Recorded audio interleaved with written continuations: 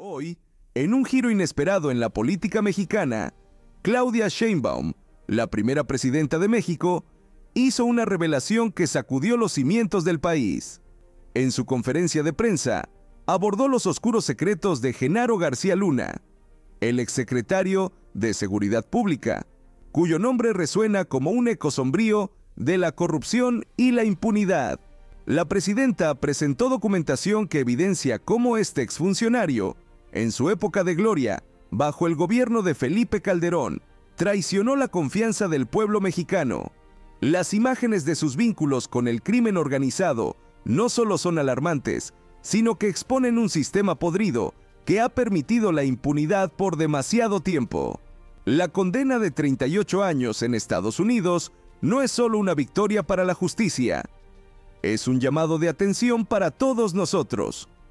Rosa Isela Rodríguez, titular de la Secretaría de Gobernación, se unió a la denuncia y presentó una cronología de la caída de un hombre que, en su momento, se creyó intocable. Desde la llegada de Andrés Manuel López Obrador a la presidencia, y con Claudia a la cabeza de la Ciudad de México, se han implementado políticas de seguridad que han comenzado a dar frutos. La estrategia ha cambiado, priorizando la prevención y el fortalecimiento de la confianza entre la ciudadanía y las fuerzas del orden. Con la implementación de programas sociales y una nueva forma de hacer policía, las calles de México comienzan a sentir un cambio. Las comunidades están más unidas y las voces de aquellos que antes callaban, ahora se alzan en búsqueda de paz. Es hora de abrir los ojos y cuestionar el pasado. Las investigaciones están en marcha y el pueblo exige respuestas. ¿Qué más secretos oscuros se revelarán? ¿Hasta dónde llegará la mano de la justicia en este oscuro laberinto? Bueno, ahora vamos a seguir hablando del caso García Luna. Rosa Isela va a presentar las investigaciones que hay en México por parte de la Fiscalía General de la República. Después Pablo Gómez nos va a presentar, a recordar las investigaciones que hizo la UIF, que también derivaron en carpetas de investigación. Y después vamos a hablar de esta resolución de una jueza que ordena bajar la publicación de la reforma al Poder Judicial a la presidenta. Y entonces Ernestina Godoy y el ministro Saldívar van a explicar por qué no tiene sustento esta solicitud que se está haciendo, no tiene ningún sustento jurídico, y vamos a hablar de ello. Y después pasamos a las preguntas y cerramos con la cápsula de Suave Patria. Adelante, Rosa Isela. Con permiso, Presidenta, buenos días a todas y a todos. El contexto de este tema es que esta semana se confirmó que el ex secretario de Seguridad Pública de México y mano derecha del expresidente Felipe Calderón, Genaro García Luna, ayudó durante una década al cártel de Sinaloa a cambio de sobornos millonarios. Aquí está recordar que el juez de distrito de Estados Unidos, Brian Cogan, lo condenó a 38 años de prisión y le impuso una multa de $2 millones para participar en una empresa criminal continua por conspiración para la distribución internacional de cocaína, conspiración para distribuir y posesión con intención de distribuir cocaína, conspiración para importar cocaína y por hacer declaraciones falsas. Así, el Departamento de Justicia, la que sigue, el Departamento de Justicia de Estados Unidos dio los detalles en un comunicado emitido donde afirmó que el exfuncionario traicionó la confianza pública y a las personas que había jurado proteger. La que sigue. García Luna inició su carrera en 1989 en el Centro de Investigación y Seguridad Nacional en el CISEN, donde permaneció hasta 1999 y ejerció varios cargos, entre ellos subdirector y director de área, director general y coordinador general de inteligencia. Cuando era subdirector operativo de dicho centro, tuvo lugar el homicidio lamentable del candidato presidencial Luis Donaldo Colosio. El 25 de octubre de 2021, ya en esta época, la Comisión Nacional de Derechos Humanos emitió una recomendación para que se investigara este hecho. Y la Fiscalía General de la República inició la investigación correspondiente, logrando probar que existe evidencia material y prueba científica de que el 23 de marzo de 1994 en Lomas Taurinas, 2 personas accionaron en forma casi simultánea armas de fuego contra el entonces aspirante a la presidencia. El llamado segundo tirador, Jorge Antonio, fue detenido de forma inmediata y llevado entonces a la entonces Procuraduría General de la República en Tijuana, en donde fue rescatado directamente por García Luna. El 29 de enero de 2024, la Fiscalía General de la República, a través de un comunicado, dio a conocer que García Luna encubrió a Jorge Antonio, agente del CISEN, asignado a proteger al aspirante priista. Todas las pruebas aportadas por la Fiscalía General de la República, y en especial las de análisis de sangre, demuestran que en la ropa de dicho agente se halló el tipo de sangre de la víctima. Además, se encuentra debidamente probado que el CISEN mandó al acusado, a García Luna, al lugar de los hechos para después encubrirlo y sacarlo de Tijuana de manera urgente y subrepticia. Cabe señalar, para también contexto de este caso, que un juez, también integrante del Poder Judicial, negó a que se abriera esta carpeta de investigación y continuar con la investigación correspondiente. Estamos hablando del año 2024. Recordando también que la que sigue, García Luna fue designado en 1999 coordinador general de inteligencia de la Policía Federal Preventiva, y en diciembre del año 2000, en el gobierno de Vicente Fox, se convirtió en el director de operación y planeación de la Policía Judicial Federal.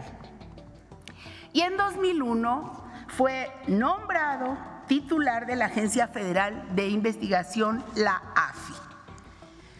Ya con Calderón en 2006 se convirtió en secretario de Seguridad Pública Federal, cargo en el que se mantuvo todo el sexenio. En noviembre de 2013, García Luna se fue a vivir a Miami, Florida. Fue detenido en diciembre de 2019 en Dallas, Texas, y unos días después trasladado al Centro de Detención Metropolitano en Nueva York, donde hoy permanece, y su juicio duró casi 5 o 6 años. Decir, la que sigue, que entre las órdenes de aprehensión que hoy tiene la Fiscalía General de la República en contra de García Luna por delitos cometidos en México y que no tienen vinculación con el proceso penal de Estados Unidos, se encuentra la relacionada con su participación en la operación llamada Rápido y Furioso por el delito de introducción al territorio nacional de forma clandestina de armas, municiones, cartuchos, explosivos y materiales de uso exclusivo del Ejército, Armada y Fuerza Aérea o sujetos a control.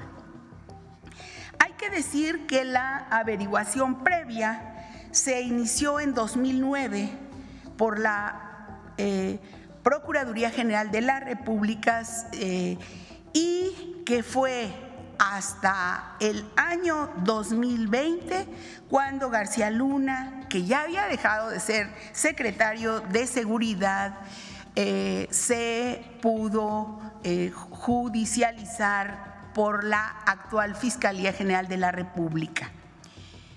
En esta operación de Rápido y Furioso, el Grupo de Trabajo sobre el Control de Drogas contra el Crimen Organizado introdujo más de 2,000 armas de forma ilegal a México con el fin de identificar compradores, financiadores, transportadores y traficantes de armas para los cárteles y desarrollar, según ellos, inteligencia que pudiera desmantelar organizaciones criminales, lo cual nunca ocurrió, sino que ese armamento sirvió para potenciar la capacidad de actuación de estos grupos y generó una espiral de violencia en el país.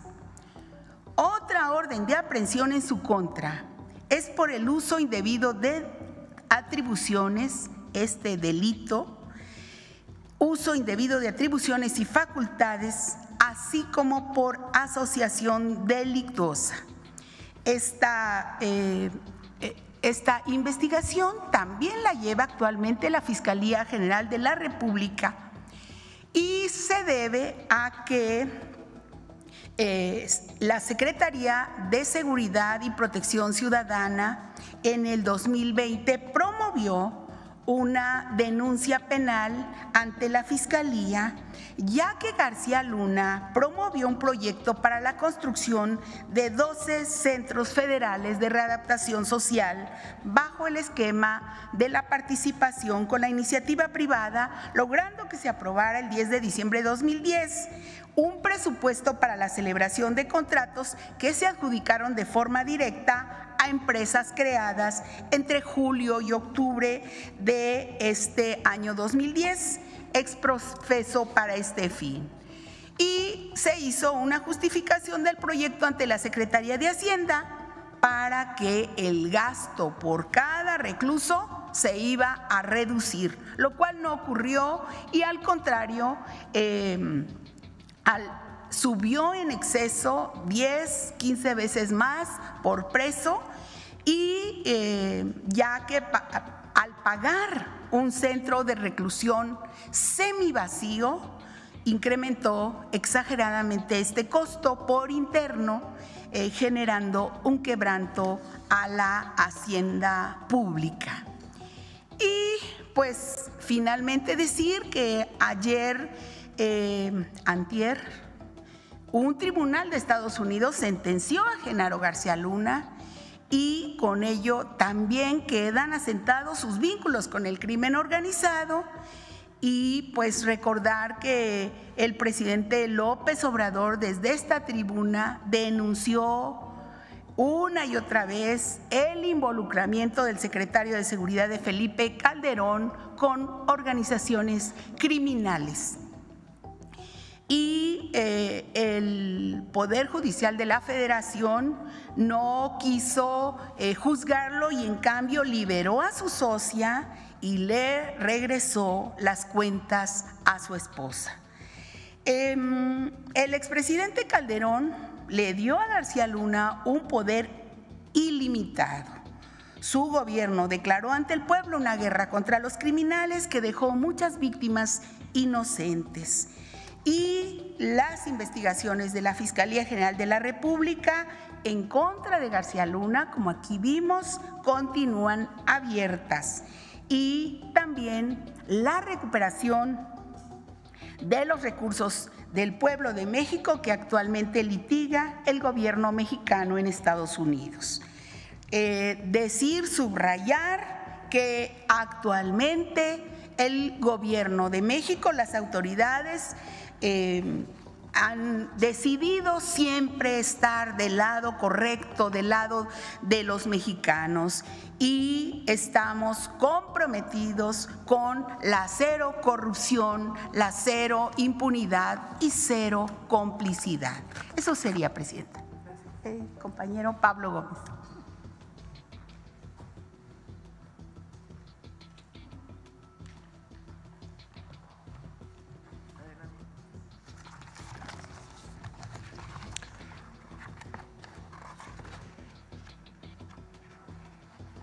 Buenos días, ciudadana presidenta. Buenos días, compañeras, compañeros. Estoy tirando todo esto. Vamos a hablar de la trama corrupta de García Luna.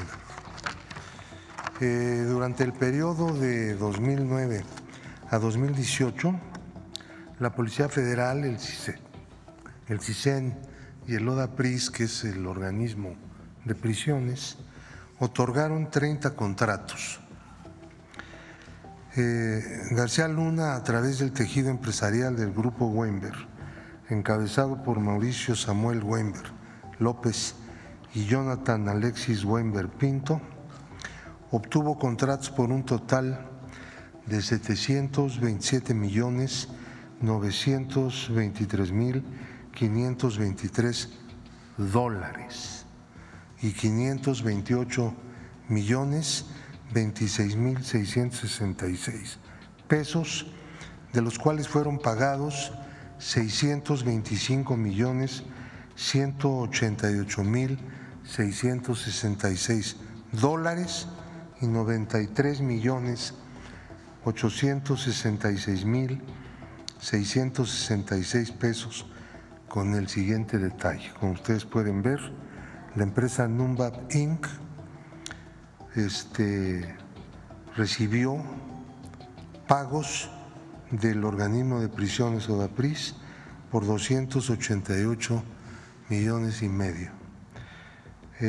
Numbap recibió del CISEN 44 millones de dólares y algo más, y 67 millones y pico de pesos. Y de la Policía Federal, 14.500.000 dólares. Numbap Technologies Inc. del CISEN recibió 208.83 millones de dólares y Nice Systems recibió de la Policía Federal 69.100.000 dólares. GLAC, que es una empresa que aparece como propiedad de García Luna y su esposa, recibió de la Procuraduría General de Justicia de la Ciudad de México, aquí no hubo contrato, un reconocimiento de adeudo y le pagaron en algún momento 26.666.666 pesos mexicanos con 60 centavos. Este cuadro se conformó gracias al apoyo que llevó a cabo la entonces secretaria de Seguridad Pública, Rosa Isela Rodríguez, que está aquí presente. Bueno, estaba. Se nos adelantó al trabajo. De estos pagos, entre 2009 y 2018, la Policía Federal, CISEN, el ODAPRIS y la Procuraduría pagaron 625 millones y fracción de dólares y 93 millones de pesos al Grupo Weinberg a cuentas en México, Barbados e Israel. Entre julio de 2013 a enero de 2020, Numbap envió recursos a Estados Unidos por un total de 528 millones de pesos y 28 millones de dólares de manera directa. Los pagos del cuadro de arriba fueron hechos por entidades gubernamentales y depositados en cuentas de NUMBAP en el extranjero. Los de los cuadros de abajo fueron hechos por la empresa NUMBAP, cobrados en cuentas mexicanas y enviados al extranjero posteriormente. Como se puede ver en ese cuadro, en donde tenemos 28,5 millones de dólares y 528 millones de pesos. Quiero decir que las empresas NUMBAP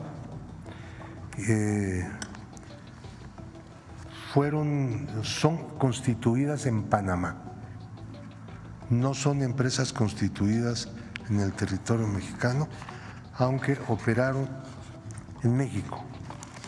Nunca pagaron impuestos en México y tampoco que se sepa en algún otro país. Esta es una red internacional de lavado que complementa la red de defraudación al Estado mexicano. Regresaron a México de cuentas del grupo Weinberg 189,801,468 dólares y a 109 beneficiarios, 82 empresas entre 2012 y 2020 por un monto de 182,543,823 dólares, 27 personas físicas entre 12 y 20 también en ese periodo por 7,257 de dólares, un total de 189,80 millones de dólares que volvieron al país en la triangulación que estuvieron haciendo. O sea, les pagaba el Estado mexicano, sacaban el dinero al extranjero y una parte lo regresaban y lo entregaban a empresas que son pantalla, que son empresas de cartón. Muchos de ellos han sido considerados de esa manera como factureros por el sistema de administración tributaria, y algunas otras empresas existen, aunque no tienen un funcionamiento normal. También hay 27 personas a las que físicamente se les hicieron pagos. Ahora, veamos un detalle. Como ya lo mencionó Rosa Isela, la secretaria de Gobernación, la Fiscalía Especial en Investigación de Operaciones con Recursos de Procedencia Ilícita, Falsificación y Alteración de Moneda, y fiscales de la Fiscalía General de la República integraron una carpeta de investigación contra Genaro García Luna y sus socios relacionada con la contratación en el organismo de prisiones, ODAPRIS, contra 61 imputados, respecto a los cuales se obtuvo 61 órdenes de aprehensión, 12 de las cuales fueron cumplidas, 36 están vigentes, 8 personas fueron detenidas, 8 vinculados además a proceso. El Estado mexicano está en espera del proceso de extradición de Jonathan Alexis Weinberg Pinto, detenido el 31 de diciembre de 2023 en Madrid como posible responsable del tejido empresarial del grupo Weinberg, que fue el que utilizó a García Luna para poder conseguir los contratos. Primero daba él los contratos a través de otros funcionarios que ya están sometidos a proceso, y después que dejó de ser servidor público los conseguía, ya en el sexenio de Enrique Peña Nieto. Él operó transeccionalmente.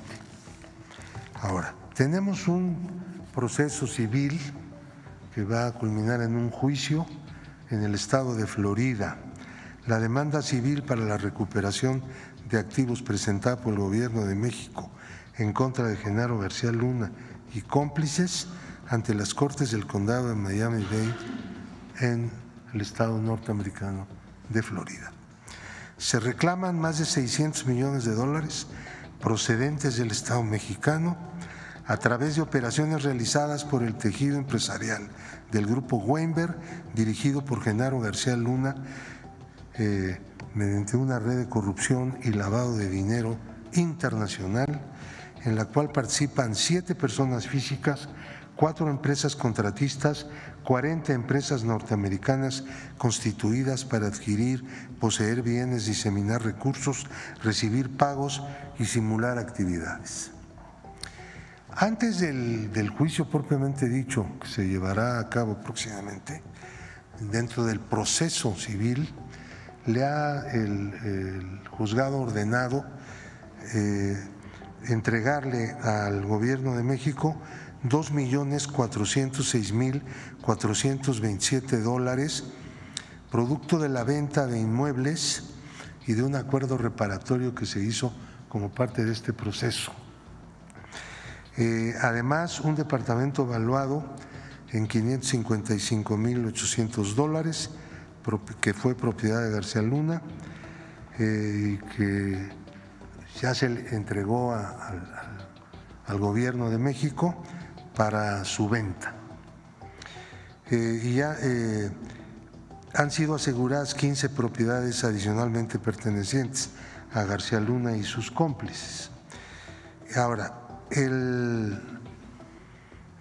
esto se adelantó, no hubo necesidad de concluir el juicio porque García Luna se negó a comparecer en el juicio personalmente y su esposa también, y fueron declarados en rebeldía, y entonces los bienes que estaban a su nombre, los que conocemos, puesto que ha sido una investigación que pues es muy complicada, pero tuvo algunos avances, esos pues ya han estado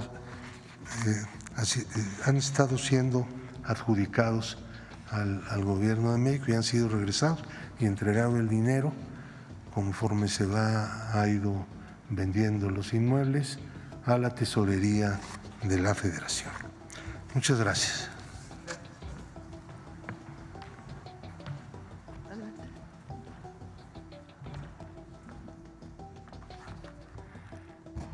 Con su permiso, Presidenta. Muy buenos días.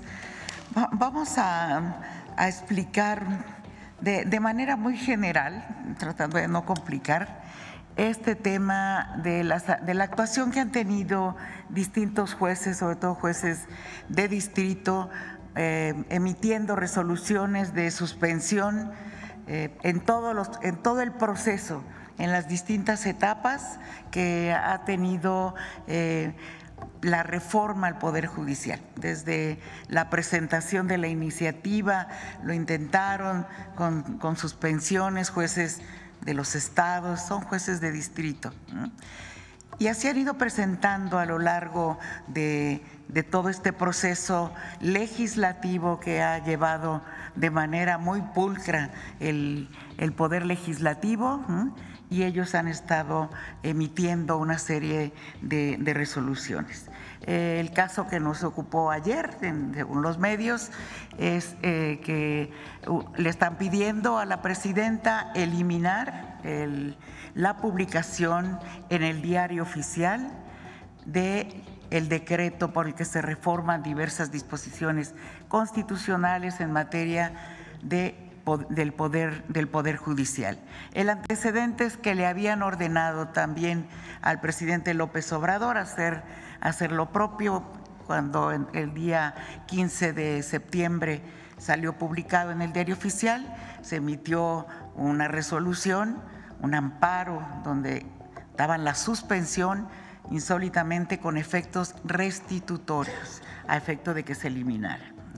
Ahora se ha resuelto, según entendemos, un incidente donde han revisado si se cumplió o no con aquella orden, llegaron a la determinación. Esta juez es una juez mujer que no se ha cumplido y por eso le requieren ahora a la presidenta, la doctora Claudia Sheinbaum, que realice eso. Hay una serie de argumentos jurídicos por los cuales es totalmente improcedente lo que están ordenando los jueces. Solo les voy a decir algunos de manera muy rápida, ¿sí? Uno es una facultad soberana del constituyente permanente exenta de revisión judicial. El artículo 135 de la Constitución establece que ésta puede ser adicionada o reformada por el Congreso de la Unión por la aprobación de 2/3 partes de sus integrantes, así como la mayoría de los congresos locales. Esto es una facultad soberana y originaria conferida al constituyente permanente. No en todos los estados está esa posibilidad, en México existe. Es el órgano depositario de la soberanía popular a través de los representantes, con lo cual el Poder Judicial no tiene ninguna injerencia. No existe en nuestro sistema jurídico una disposición constitucional o legal que otorgue al Poder Judicial de la Federación o a cualquier otro ente facultad para cuestionar, revisar o anular la labor del órgano revisor de la Constitución. Por el contrario, la normatividad prevé expresamente la improcedencia de juicio constitucional, de los amparos y demás, en contra de las adiciones o reformas a la Constitución. Un juzgador, por lo tanto, no se puede autofacultar para someter a revisión jurisdiccional una reforma constitucional, porque más allá de sus atribuciones expresas, implicaría ponerse por encima del órgano revisor, erigiéndose en la máxima autoridad del Estado mexicano y desconociendo el postulado del constituyente originario, según el cual la soberanía nacional reside esencial y originalmente en el pueblo y no en un juzgador de distrito, ¿sí? La actuación de estos jueces usurpa atribuciones que le fueron conferidas al Poder Reformador, que es la máxima expresión. Aunado a lo anterior, pretenden suspender un procedimiento que vulneraría el pacto federal. Es el pueblo quien ejerce la soberanía por medio de los poderes de la Unión. En ningún caso las determinaciones de uno o de otro poder pueden contravenir las estipulaciones que les da al pueblo de México, ¿sí? Resulta pues inverosímil que un juez de distrito no solo pretenda intervenir y limitar las facultades constitucionales del Congreso, sino además incluso de los congresos estatales que forman parte del constituyente permanente, ¿sí? Miren, ellos mismos, ellos saben, son constitucionalistas, son peritos en derecho y saben que la propia Suprema Corte de Justicia, en múltiples criterios, sentencias, hay jurisprudencia, ha negado la posibilidad de que se revise una reforma constitucional.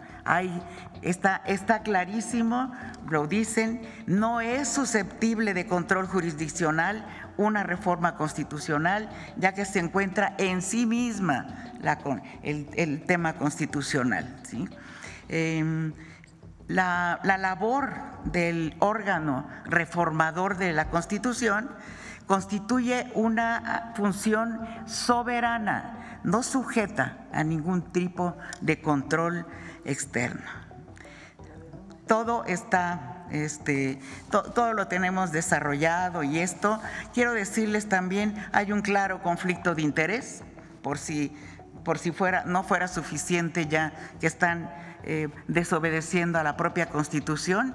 No lo explico, es clarísimo. ¿Sí? Es obvio el conflicto de interés que tiene. Es un caso sin precedentes. ¿Sí? Se hará, hasta donde la presidenta ha informado, una denuncia ante el Consejo de la Judicatura para que revise.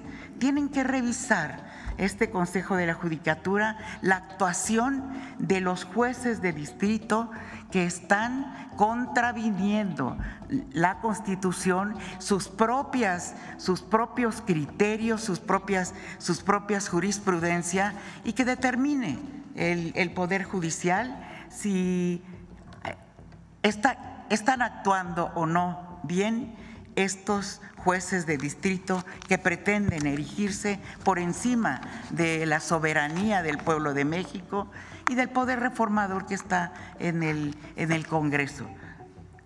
Con eso me quedo, porque es mucho más complicado, pero de manera general. Gracias. Así, presidente. Rapidísimo. Sí. Con su permiso, presidenta, muy buenos días. En complemento a lo que ya ha dicho la consejera jurídica, simplemente señalo lo siguiente. La Constitución y las leyes también obligan al Poder Judicial Federal. Es un poder constituido que no está exento de actuar en el ámbito de sus competencias. Todas estas suspensiones que se han venido otorgando son abiertamente contrarias a derecho. Primero, porque hay una disposición en la Ley de Amparo que con claridad establece que el amparo no procede en contra de reformas constitucionales y las y los jueces la han inaplicado de manera automática. En segundo lugar, porque tampoco procede la suspensión en contra de un proceso legislativo, mucho menos de un proceso de reforma constitucional como pretendieron.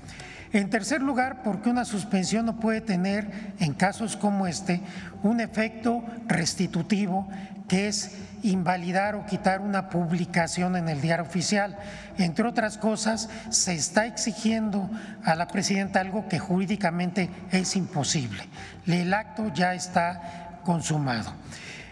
Adicionalmente, se le está pretendiendo dar a la suspensión efectos generales, lo que también está prohibido, y se pretende que las suspensiones tengan efectos en procesos y procedimientos electorales, lo que también está prohibido. Es decir, en estos casos, los jueces y las juezas están actuando claramente al margen de sus atribuciones, con un interés personal y directo en contra de la reforma, estando impedidos para resolver y están trastocando y desafiando el orden constitucional. Muchas gracias. Bueno, resumiendo muy rápidamente, al menos hay 3 denuncias, aunque estamos haciendo una solicitud de información a la Fiscalía General de la República para saber cuántas denuncias hay, o cuántas carpetas de investigación hay abiertas contra García Luna en la Fiscalía General de la República. Al menos, como presentó Rosa Isela Rodríguez aquí, hay 3, una relacionada con Rápido y Furioso, otra relacionada con la construcción de estos espacios de detención, reclusorios, que se hicieron a través de contratos privados con costos muy altos y en donde hay participación de García Luna, y por otro lado esta investigación que presenta la UIF, en donde García Luna está involucrado pues en lavado de dinero, vamos a decirlo así. Además está la carpeta de investigación abierta sobre el caso de Luis Donaldo Colosio, el asesinato de Colosio, en donde la Fiscalía encuentra que Genaro García Luna está involucrado. Sin embargo, un juez no dio la orden de aprehensión. Entonces son al menos estos casos y estamos haciendo una consulta para ver si hay otros casos en donde hay investigaciones o incluso ya órdenes de aprehensión contra Genaro García Luna en nuestro país. Lo segundo, una juez, le preguntaba ahora a Paulina si me daban el nombre de la juez.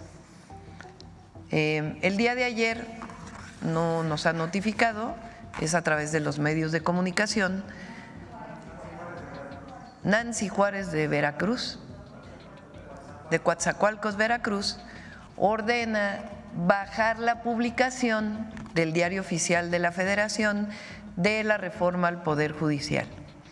Y ahí dice que si no se hace eso, se dará vista al Ministerio Público y que el delito para la presidenta, porque es un amparo, dentro de un juicio de amparo, son 9 a no sé cuántos años de cárcel. Entonces, ¿cuánto? 3 a 9 años de prisión. Entonces, en el primer caso es muy importante lo de García Luna, porque hay temas jurídicos, denuncias contra el criminal Genaro García Luna en México. Y lo segundo, la explicación que dan Ernestina Godoy y el ministro Saldívar, es que la juez no tiene ninguna atribución para solicitar que se quite del Diario Oficial de la Federación esta publicación. Primero, porque no tiene atribución, porque una juez no está por encima del pueblo de México. Y segundo, porque jurídicamente no tiene ningún sustento lo que está haciendo. Y tercero, porque es el Poder Legislativo quien ordena al presidente, el entonces presidente Andrés Manuel López Obrador, la publicación en el Diario Oficial de la Federación. Entonces, no vamos a bajar la publicación, número uno. Y número dos, vamos a hacer una denuncia de esta juez ante el Consejo de la Judicatura. Ya sabemos que el Consejo de la Judicatura no necesariamente está haciendo su trabajo, pero de todas maneras no queremos que quede en la impunidad, queremos que quede un antecedente de que hay una juez que por encima de su función está pidiendo que se baje una publicación que se hizo a partir de un proceso legislativo de cambio constitucional que está establecido en la propia Constitución y que deriva de la voluntad del pueblo de México expresada en las urnas el 2 de junio del 2024. Entonces, esos dos temas queríamos plantearles. Ahora sí, pasamos a las preguntas, pero acá. Muy buenos días, Presidenta. Ramón Flores del Centinela Informa, de Humanoid y funcionarios que la acompañan.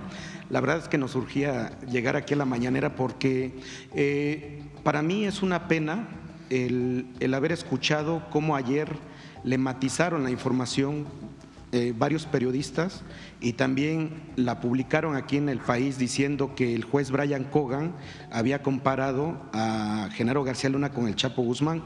La verdad es que nosotros estuvimos presentes ahí en el juicio, bueno, en el juicio ya de la condena, y él nunca comparó a Genaro García Luna con el Chapo Guzmán. Le voy a decir textuales sus palabras del juez Brian Cogan, donde después de que termina de leer su carta Genaro García Luna, en unas breves palabras de su abogado César de Castro, pues la verdad es que el rostro del juez Brian Cogan se descompuso y le dijo: usted, prácticamente le dice cínico, porque le dice: usted es capaz de estar en la iglesia los fines de semana y saliendo de la iglesia a estar negociando con los narcotraficantes. Le dice: yo entiendo que usted me dice que es un padre de familia, que fue muy educado, pero su carta no me conmueve, porque aparte usted dejó que creciera el Chapo Guzmán, que se expandiera el Chapo Guzmán, que se fortaleciera el Chapo Guzmán, le dio la espalda a la sociedad mexicana como secretario de Seguridad Pública y remata diciendo esto: usted no es como el Chapo Guzmán, usted es peor que el Chapo Guzmán. Entonces, esa declaración la matizaron. La verdad es lamentable que haya habido, le llaman vacas sagradas del periodismo ahí en ese juicio, y matizaran diciendo que había comparado el juez Brian Cogan a Genaro García Luna con el Chapo. Nunca lo comparó, le dijo que era peor.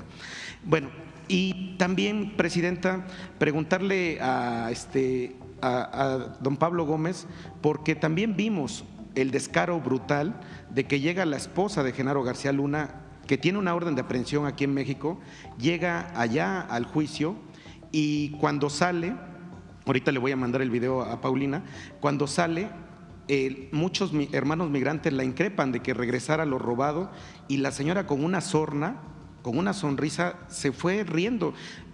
La verdad es que los medios independientes que estábamos ahí, pues le decíamos que no la fueran a agredir porque no era válido, pero con una sorna, y eso no lo tolera el pueblo.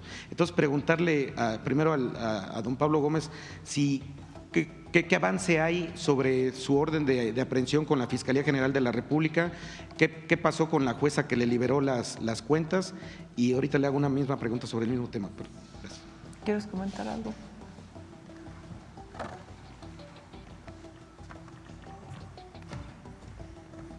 Gracias, con permiso.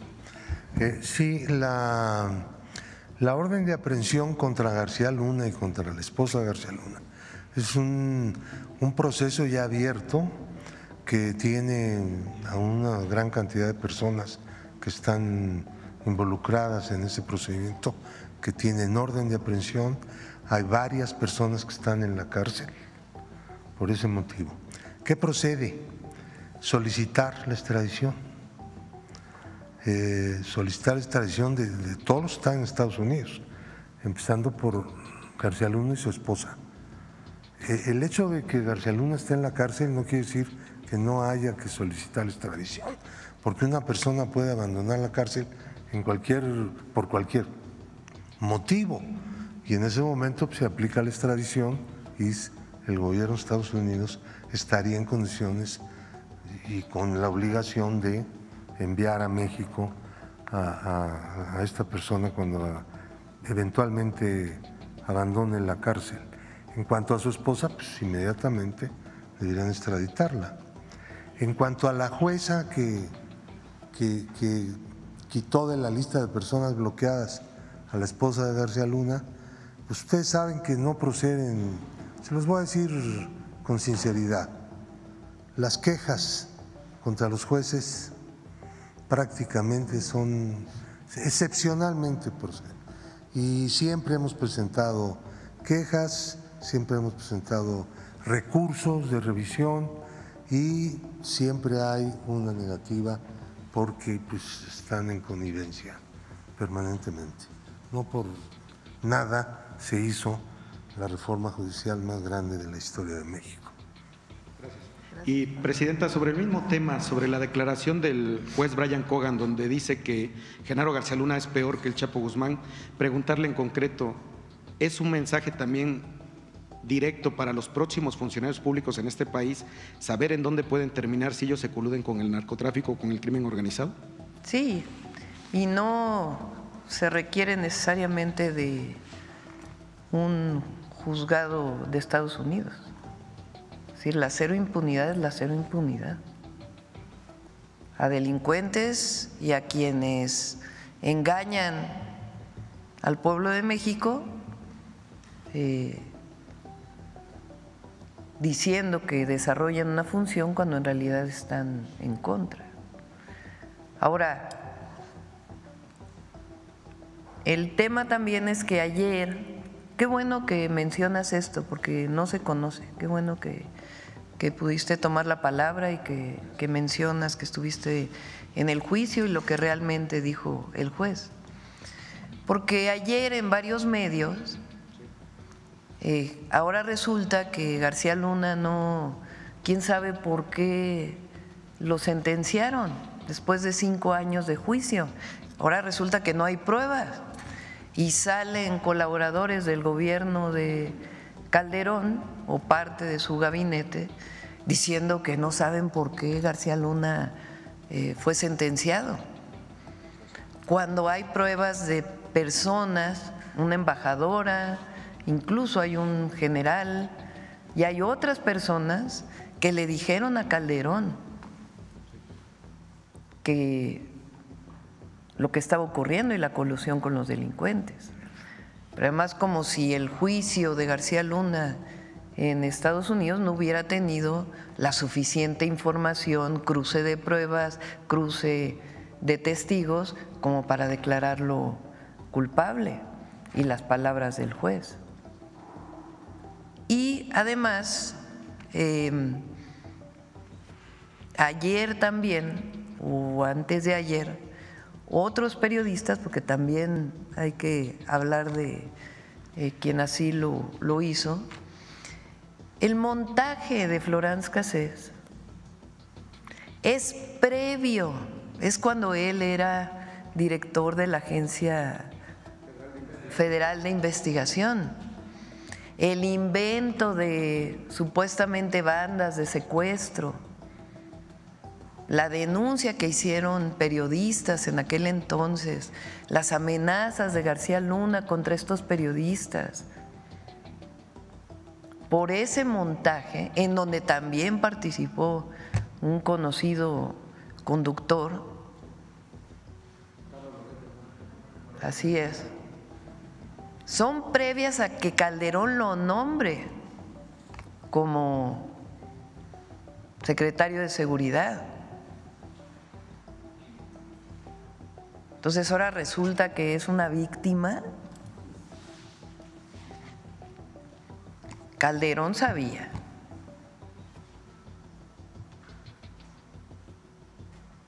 Y no puede él ahora decir que no sabía nada, porque además hay declaraciones de él diciendo yo me haré responsable si resulta culpable. Y entonces cargan ayer un montón de exfuncionarios diciendo que García Luna es inocente. Pues es triple cinismo, hipocresía y todo lo demás. Entonces, como lo mencionamos ayer, es importante que el pueblo de México sepa que hay órdenes de aprehensión contra García Luna en México, que hay investigaciones, que incluso hay una investigación relacionada con el asesinato de Colosio que tanto dolor le causó a nuestro país.